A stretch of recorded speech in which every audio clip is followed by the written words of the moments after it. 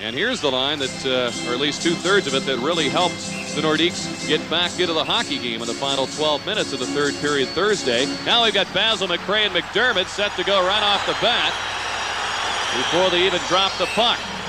Rick, this was not an accident, as you can tell, because they expected John O'Grodnick to be playing left wing. So Bergeron picks up Basil McRae, and bang, there they go. McDermott going to work with that left hand. McRae can't get organized. And the linesmen quickly separate him. So at the 30-second mark, McDermott and McRae will be sent off.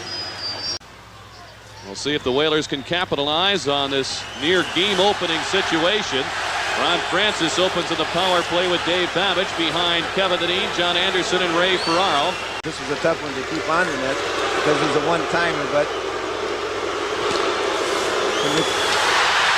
Peter Stastny on a steal, short-handed. He scores! Peter Stastny. And here's Babbage. 2 men in front. Gavin's alone. Saved by Gosselin. He gloved it. And the sticks come up everywhere. He's an integral part of that checking line as Rochefort touches up. No icing. Tippett with Jarvis centering. It's off Rochefort's skate. And we got the whistle, and Donnelly and Cherleff squared off near the blue line. Donnelly wants to go in that left hand. And he's going to town with it.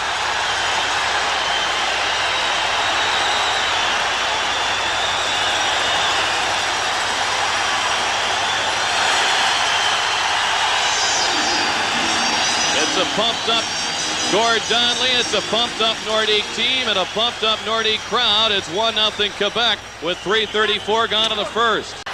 Gosselin freezes the puck, but at the other end of the ice, we've got Gillis and Ladouceur. I'll tell you one thing. Of all the goaltenders I've met in hockey, Mike Liut does not get involved with guys in front of the net.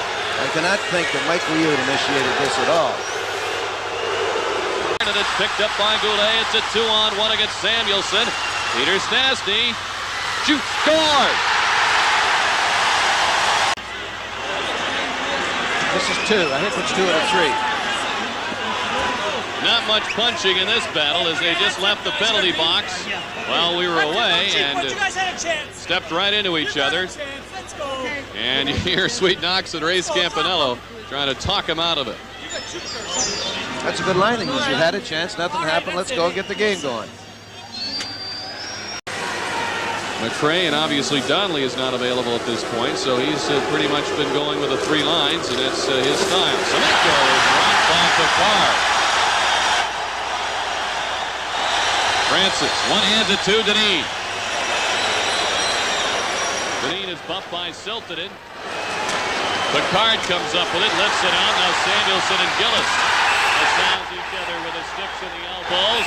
Semenko and Picard start going at it as Semenko now grabs Gillis' stick and starts pounding away at Paul Gillis after Picard declined the invitation of Semenko to battle right off the bat. Now we've got Dineen and Eagles go. And you're looking at possible game misconducts for subsequent altercations in this situation, which I'm sure Bergeron has in mind. This is going to be a tough one to sort out, Rick. Obviously, it started between Semenko and Picard, but Picard wanted nothing to do with Semenko, which I don't blame him. But listen, you make your bed, you got to sleep in it, you know. He corked Semenko at center ice. I'll give him credit, it was a good, clean check, but, you know. Andy Van Helleman is certainly the right man to have working a game like this with his experience and his style of officiating, and it will be put to a test here. 5:48 remaining in the first period, and Quebec leads 2-0. And this really was started when Picard leveled Dave Semenko at center ice. Pretty good check. But when the moment of truth come, Picard wanted nothing to do with them. And it ended up being Dineen and Eagles going at it. Then Semenko went and found Gillis and hit a couple of Gillis. Now, Gillis, here it is right here. Well, I'm sure there's going to be a penalty for that as he jumped Picard from behind. Now, one thing about Semenko, he won't hit you from behind. Now he looks up here and he doesn't want Samuelson to fight, so he's going to go find Gillis after that. And he lands a couple on Gillis. 5 minutes to go, first period. Siltanen over to Picard. Siltanen fires at the post. It's both misses. They score. Goulet tapped it in on the rebound. Kleinendorf can't get it by Picard. He's leveled by Samuelson. Gavin can't get it out. Basil McRae is back on. The only time he's seen action tonight, it didn't even last long enough for them to drop the puck. He went at it with McDermott, and that was it. He really hadn't been credited being into the game since, to be truthful, because he had no playing time in the first period. Mission accomplished. Here's the pass out to Hunter. Liut leaves it for Ladouceur. Now we've got Kleinendorf and Basil McRae set to go. And Kleinendorf lands on top. You're more concerned for his left knee than anything else in that situation. Too sturdy. Yeah, I was just saying, that's the first thing I thought of, Rick.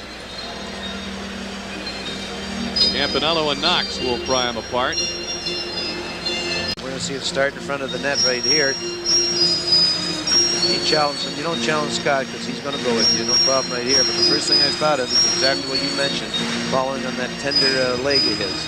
That's the only thing I was scared of in fights. And certainly Roy Robertson and Shane Corson is a good example of that. Merzen speeds past Lafreniere, and now we've got Lambert and Samuelson behind the plate tangled up. And Samuelson immediately works the helmet off Lambert, which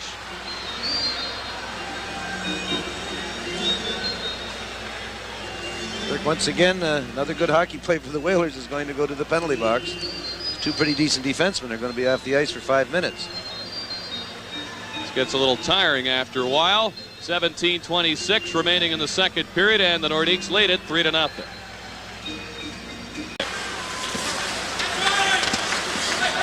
Anderson is bumped by Peter Stastny. Goulet breaks, brings it around Quenneville. He scores! Patience, poise, whatever you call it. It's 4-0 Quebec. That's what you call it right now. Exactly right. Peter Stastny scored the first two. Goulet has scored the second two. Dean Evason wasn't in on that faceoff. He was standing there screaming at Van Helleman about something, and Van Helleman said, "Let's go," and dropped the puck. Steve Weeks has taken over for Mike Liut after the goal at 3:34. It's Peter Stastny again. Hunter beats Picard. 20 seconds left in the penalty. In front to score. Peter Stastny off the Hunter feed. Turgeon takes the shot. Saved by Gosselin. Gavin runs into Rochefort. Turgeon sends it behind Evason. Merzen steals it. Wrists it. Saved by Gosselin. He juggles the rebound and hangs on. And now we got Rochefort and Gavin ready to go. And Gavin holding his own pretty well against the sturdy Normand Rochefort. I can't agree that Rochefort will have to get two for instigating here. I'm sure he instigated this. He didn't like Gavin belting him in the right wing circle moments before the whistle blew. You know, Rochefort, I think we mentioned the other night that you said he's a very straight player. And I said he's only 90% straight. He takes some shots, Rochefort. Dangerous shots. Rick, one of the reasons the Whalers are having a little success in the last 2 or 3 minutes is the fact that their defense is pinching in. Anytime the Round 3 doesn't look like it's going to get underway. Both teams caught in line changes, so that there's plenty of personnel on the ice as Churla and Donnelly are escorted off. I think they're gone to the dressing room for the rest of the evening too. This will be gamers for each of those.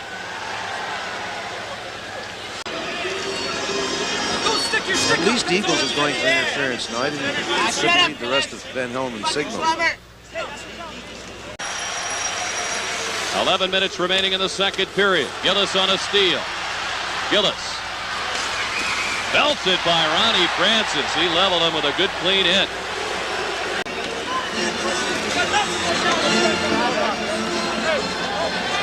Gillis and Evason look like they may joust, and I'm sure Paul Gillis is saying to himself, I wouldn't mind taking this guy off with me. He's been pretty effective.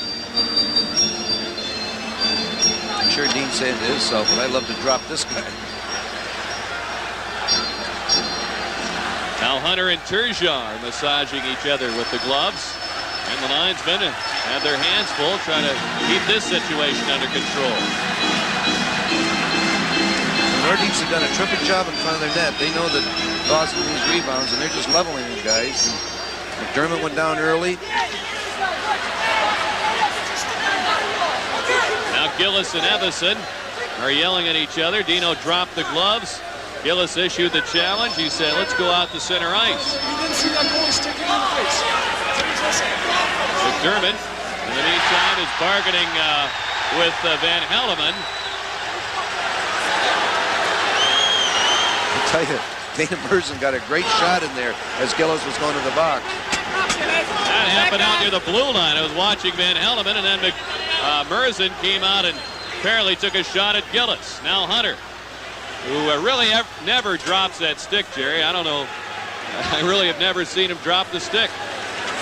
He must be a good fighter with one hand because he's always lugging the other stick around.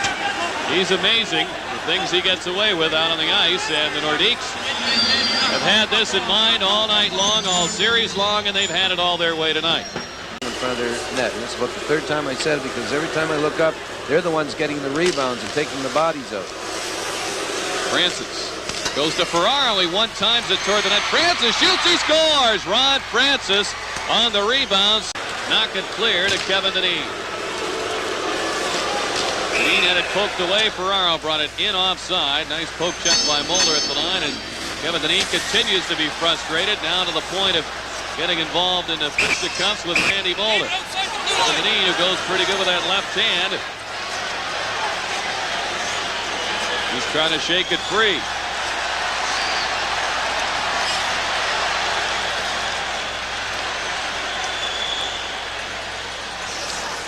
Rick, as you said, I'm sure Kevin Dineen is quite frustrated, and this probably is the best way to get it out of the system. Hartford Whalers need Kevin Dineen as a hockey player. Don't worry, we'll show up before the series. Linesmen continue to let him wrestle, and now they move in to pull him apart. We've played 1:16 of the third period. Quebec leads this one by the score of 5-0. Here's Eagles. His pass is read by Francis.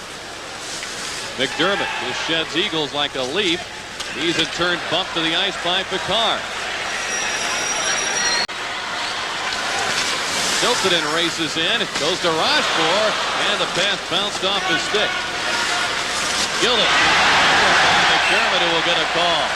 Now Goulet comes over and spears Paul McDermott. Just speared him.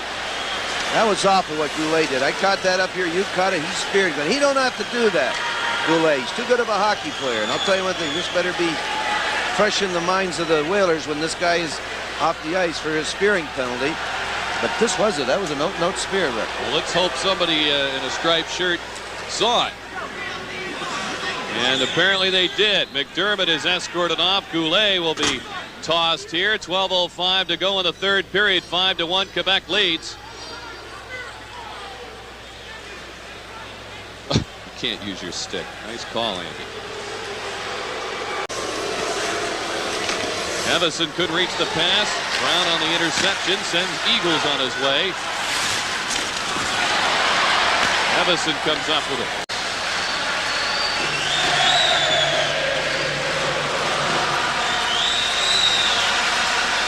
They're happy here at the Coliseum in Quebec City, and they should be. I'll tell you one thing. That guy's happy. Got a pretty good-looking girlfriend there. I don't know if he knows about the score or not, but he's happy. Back to Francis. Anderson. Over to Merzen. Here's a shot saved by Gossel. Now the rebound came loose. He traps it against the side of the goal with his leg. And the horn sounds ending the game. And as it ends, we've got Merzen and Gillis going at it away from the play. I didn't see this develop, but it's Mersden and Gillis, and they've been going at it all night.